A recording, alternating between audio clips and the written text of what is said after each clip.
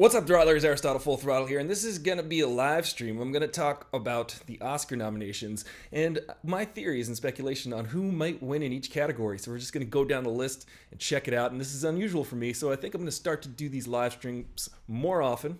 So you guys should come and chat with me and talk with me live.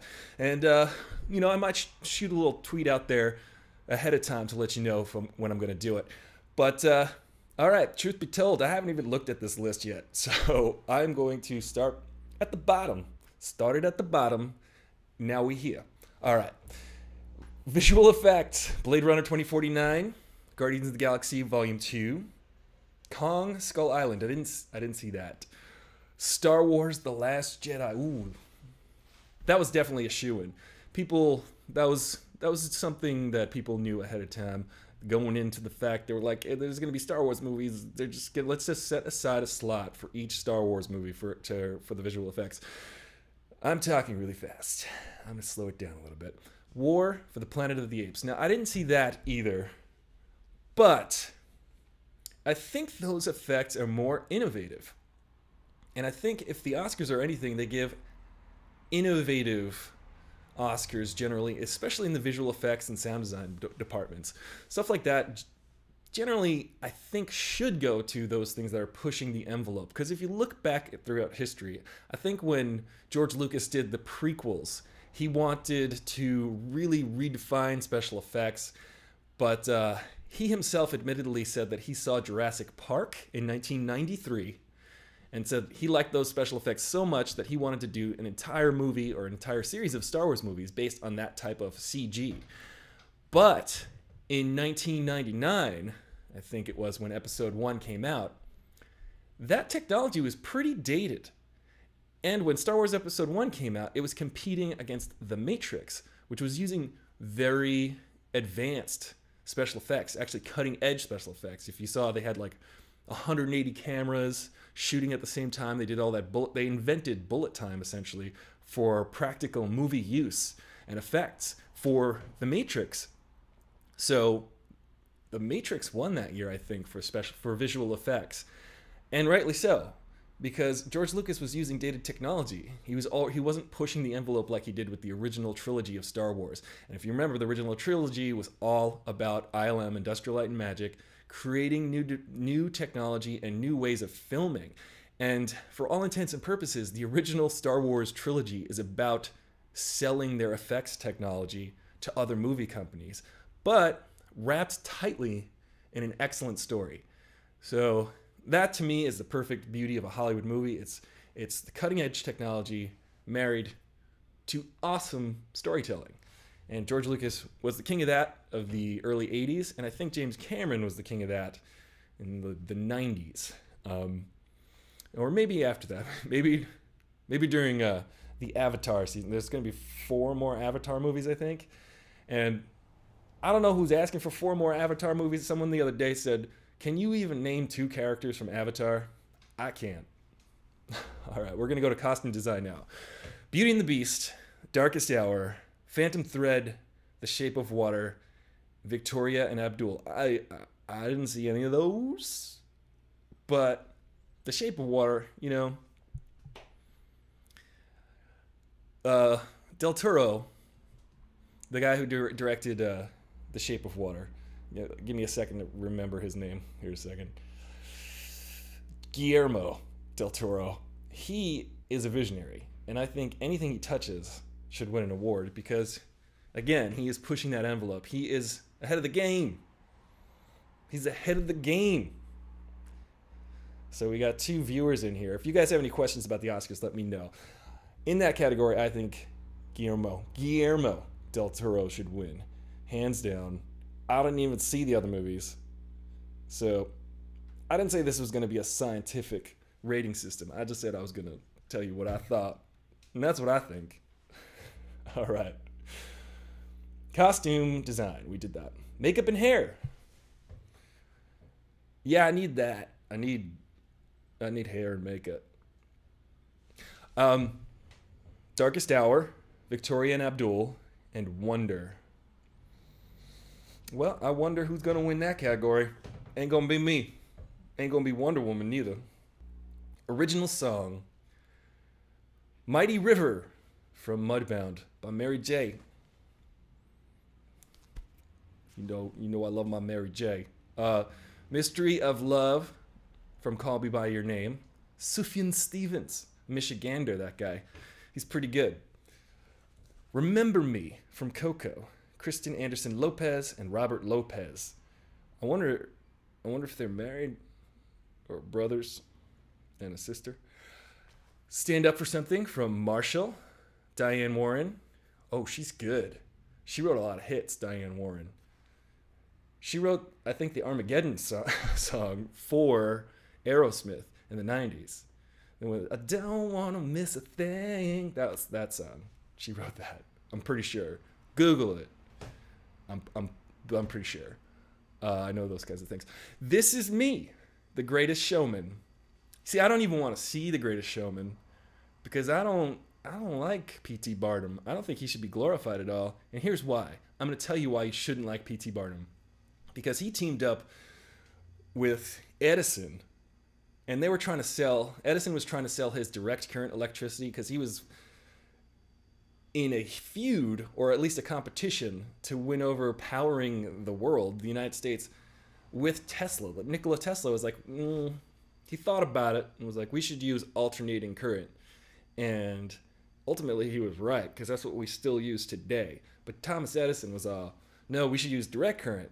The problem was people didn't think direct current was strong enough, so stupid, evil Thomas Edison, who just cornered the market on patents, was like, hey, P.T. Barnum, how do I sell my direct current idea to the public? And P.T. Barnum was like, oh, I've got the best idea. Why don't you electrocute an elephant to death in the middle of Times Square using direct current?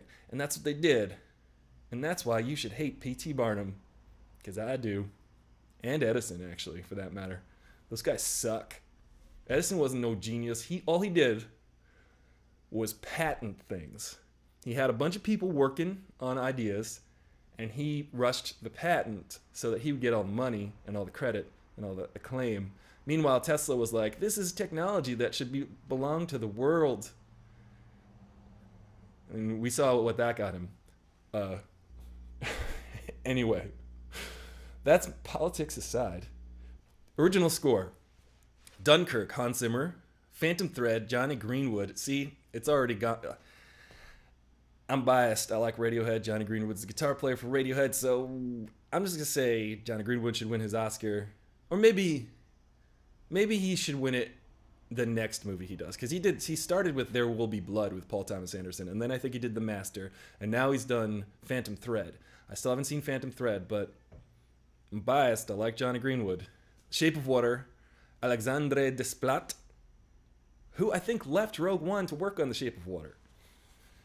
He did not complete scoring Rogue One, actually. Michael Giacchino came in and finished scoring Rogue One.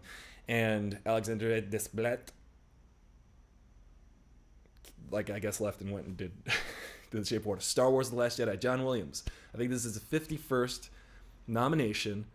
Totally deserved. Except, I gotta be honest, as much as I like The Last Jedi, and I know a lot of people hate The Last Jedi, but I think there's a lot more to like about it than hate. John Williams, his theme for Rose, I'm not a fan of the Rose theme. It takes me out of the movie. It still hasn't grown on me. I can't sing it for you, but I know that whenever it starts to play in the movie, it feels a little Disneyfied. It feels too light and airy amongst all the darkness that's happening in The Last Jedi. But that's just my opinion. The Billboards Outside Ebbing, Missouri. Carter Burwell. I haven't heard of that guy. But I would say I haven't seen The Shape of Water yet. So John Williams. Maybe John Williams should win for episode 9 instead of episode 8. Because that'll be like a collective Star Wars win. He won for Star Wars in 1977, and then he could win for Episode 9, Revenge of the Return of the Shape of the Jedi Order Sith. I don't know, whatever it's going to be called. Production design: Beauty and the Beast, Blade Runner 2049, Darkest Hour, Dunkirk, and The Shape of Water. Wow, there were some huge set pieces in Dunkirk. Well, it's got to go to Blade Runner 2049. That was ridiculous. The production design in that movie was ridiculous. That's an easy category. Sound mixing: Baby Driver, Blade Runner 2049, Dunkirk, The Shape of Water, Star Wars: The Last Jedi. See, the sound mixing for Interstellar won, I think, that year, and Interstellar is a Christopher Nolan movie, and so is Dunkirk. And he does a lot with sound design and telling the story. There's a lot of good sound design in sound mixing in Dunkirk. But Baby Driver had those awesome sequences that were in time. They were really long tracking shots that went along with the music that were one take. And the music, the lyrics of the songs were describing what you were seeing. So I'm going to say Baby Driver, just because. Sound editing: Baby Driver, Blade Runner 2049, Dunkirk, The Shape of Water, and Star Wars: The Last Jedi. I'm going to say, that's a tough one. Now, Dunkirk, again, the sound editing, good stuff. I don't know, it's a crapshoot, man. And women. I'm going to give it to Baby Driver just because of the way the movie was shot. The way the movie was shot depended totally on the sound editing. Now we're getting into the meat of the matter: film editing. All right. Baby Driver, Dunkirk, I, Tonya. I saw I, Tonya, guys, and I'm going to tell you, it was good. I wept. I wept at Tonya Harding's story. I really did. I don't know why, but it touched me here. Because here's the thing. You got to tell Tonya Harding's story, because if you tell Nancy Kerrigan's story, it's not interesting. And she's like beautiful ice skater who wins at all of the things. Yeah, all right, that's boring. But if you watch I, Tonya, there's actually a meaty story there. All right, The Shape of Water for film editing, and three billboards outside Ebbing, Missouri. Film editing goes to Dunkirk. Period. Although, I, Tonya, the editing, so good in that movie. But it goes to Dunkirk. Best foreign language film, Yo No Say.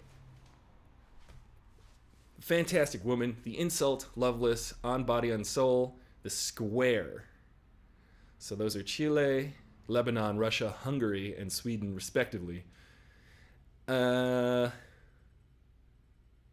go On Body and Soul from Hungary, because, Eastern Europe's dope. I haven't been there yet, but from what I've read, it's great. Best live action short film: DeKalb Elementary, The 11 O'Clock, My Nephew Emmett, The Silent Child, What to Wote All of Us. I don't know. I haven't seen any of those, but I will. So here's the thing. This is my first glance, my first speculation at the Oscar nominations, and I look forward to watching all these and actually following up right before the Oscars with you guys, because I want to hear what you guys think. So let me know in the comments below what you guys are thinking about these Oscars and what the controversies might be. And do you think anybody got snubbed in particular? I want to know, because I'm thinking Mark Hamill got snubbed. I don't even know if he got nominated yet, but I'm thinking it. Best documentary short subject.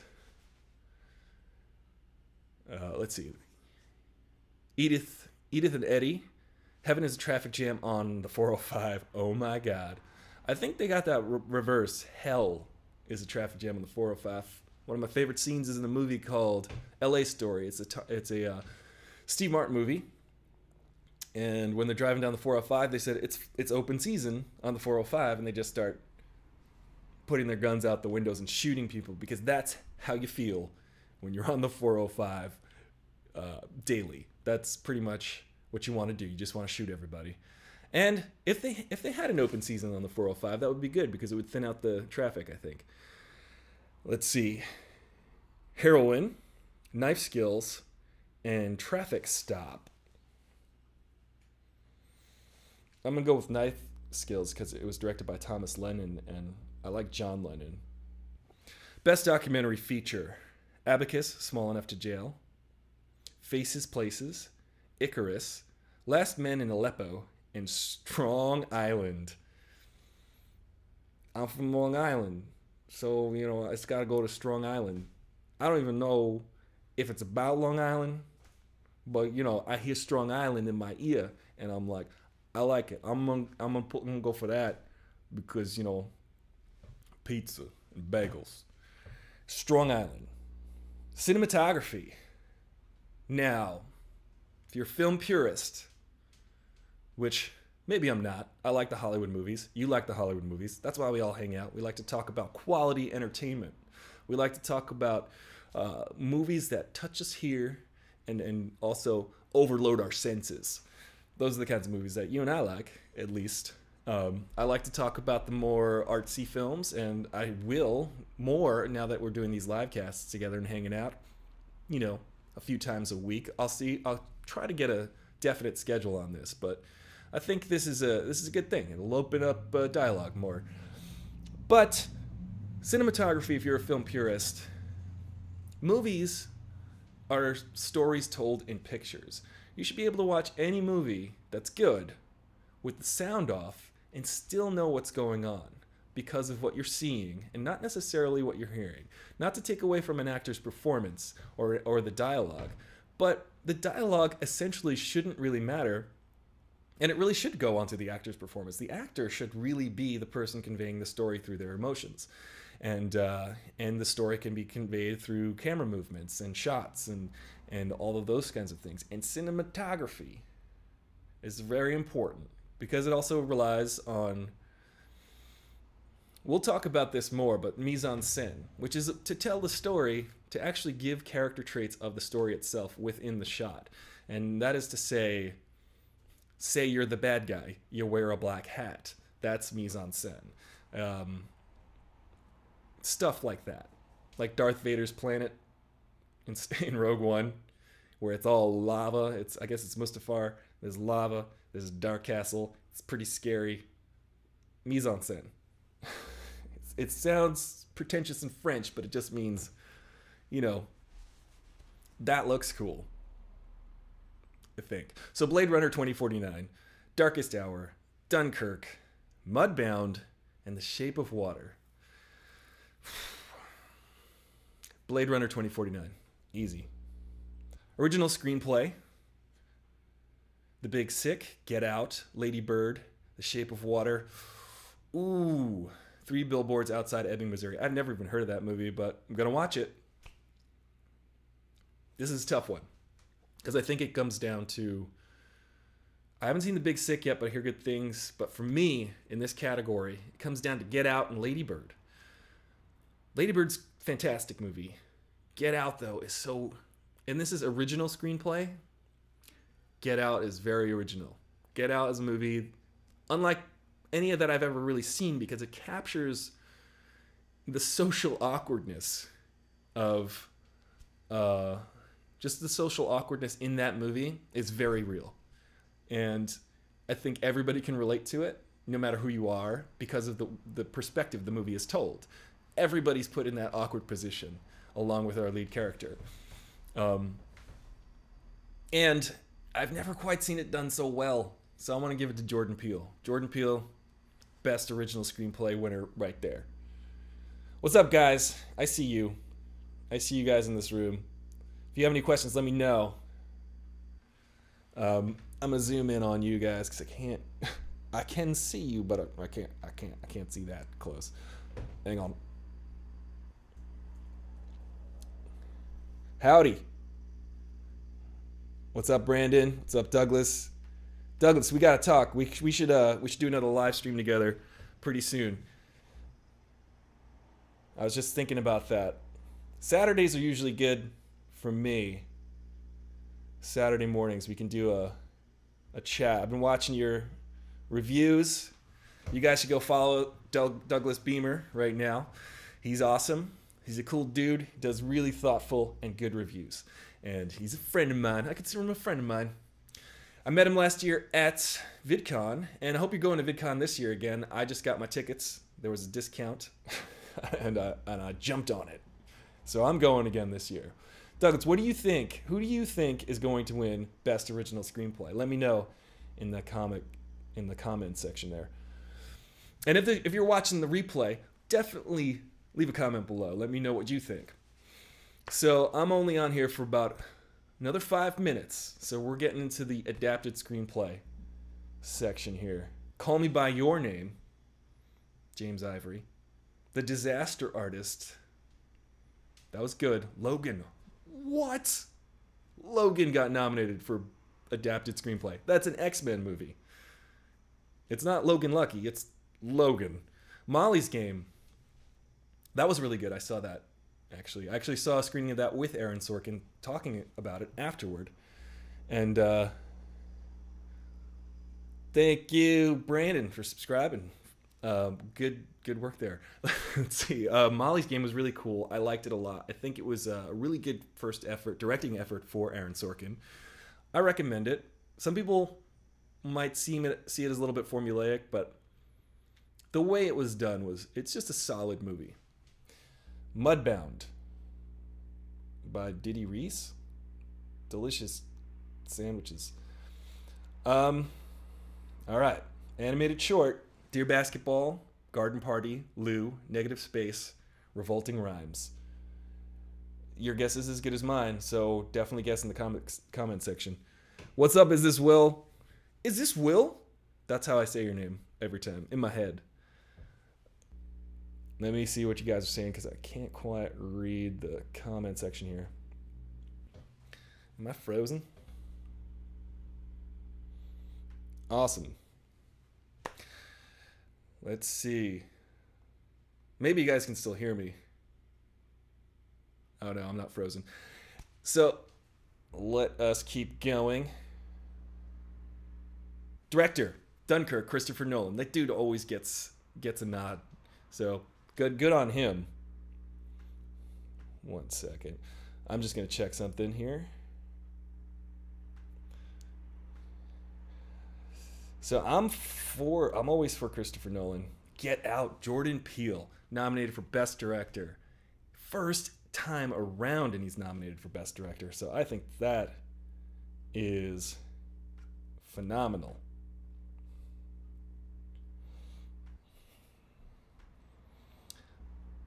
Lady Bird, Greta Gerwig. Again, she's a first-time director. Well-deserved Oscar nomination there. Phantom Thread, Paul Thomas Anderson. I haven't seen it yet. But it's like one of those movies where you look at it, you're like, oh, it's all like stuffy and all the costumes and everybody. It looks like it's going to be slow moving with like good acting, and it's going to get a nomination. I'm going to go see it though. It doesn't look it looks intriguing. It doesn't look exciting. Let's just say that. But I like Paul Thomas Anderson. A lot of people don't like him. But I think he's an actor's director. He really leans into actors' performances and allows them to do what they do. And for better or for worse. It could be considered indulgent. It could be considered performative. And I tend to like it. The Shape of Water, Guillermo del Toro. That guy, to me, can't do any wrong. He is a visionary, an artist through and through. Supporting actress, Mary J. Blige. I didn't see that coming. But that's cool. Mary J. What do you guys think? Let me know below. Allison Janney, I, Tanya. Yep. I think it's a no-brainer for her. I think it's her time. It's her year. Allison Janney's awesome. She's always been awesome in everything that she does. But now they're just like, let's give her an Oscar because she's dope. Leslie Manville, Phantom Thread. Haven't seen it. Laurie Metcalf. Laurie Metcalf does a movie every other decade and is amazing. She's just always amazing. So good for Laurie Metcalf for getting nominated. Like, she just rolls out of bed and is like, I'll do a movie and get nominated for an Oscar because I'm awesome. I just think that Allison Janney's character is a little bit more legendary than Laurie Metcalf's character, but Laurie Metcalf's character was very real. It was very real. Octavia Spencer. She's fantastic. The Shape of Water. So I want to see that. Supporting actor. Willem Dafoe. Willem Defriend, Willem Dafoe. He's just great. Woody Harrelson, Three Billboards Outside of Ebbing, Missouri. Cool. Richard Jenkins, The Shape of Water. That guy is amazing. I think he was in a movie a few years ago called The... If you guys remember the name of that movie, let me know, because I liked that movie a lot. Oh, thanks, Brandon. You're awesome. I appreciate the donation. I do got to get to my eyes. I have another monitor. See, here's my setup, Will. I'm on my laptop right now, and I'm controlling my other two monitors. I'm controlling my other computer right now, which has two monitors. So I'm looking at the two monitors on my other setup, my desktop setup, from my laptop, controlling everything from my laptop. It's crazy. It's a crazy setup. But hopefully one day I'll have someone like Joe over there not napping in the corner and actually running camera. Joe.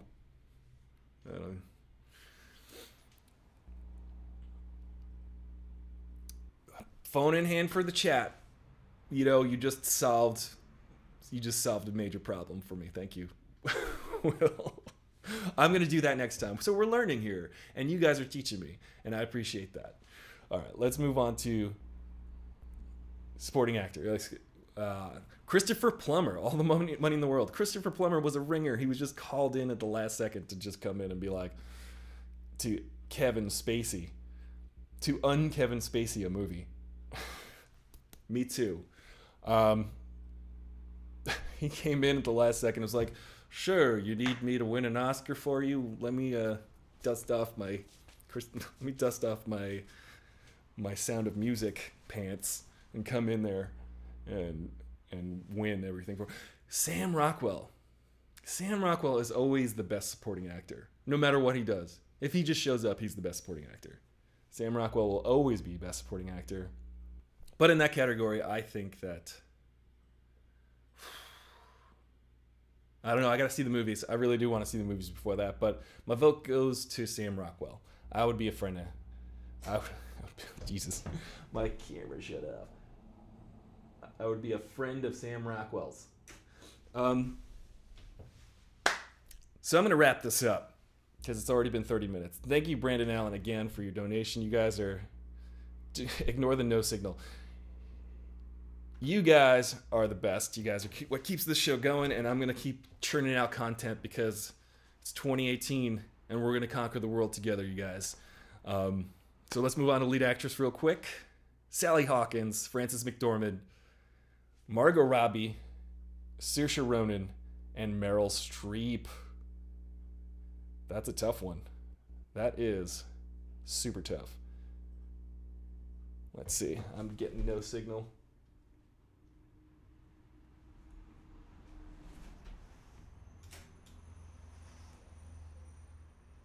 No signal.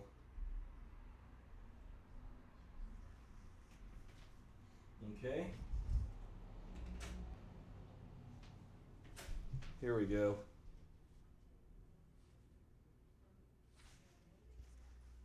All right. So you guys should just be able to hear me right now. No signal. Awesome.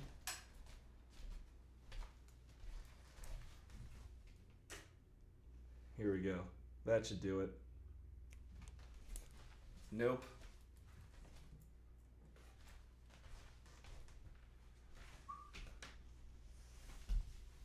We almost did it, guys.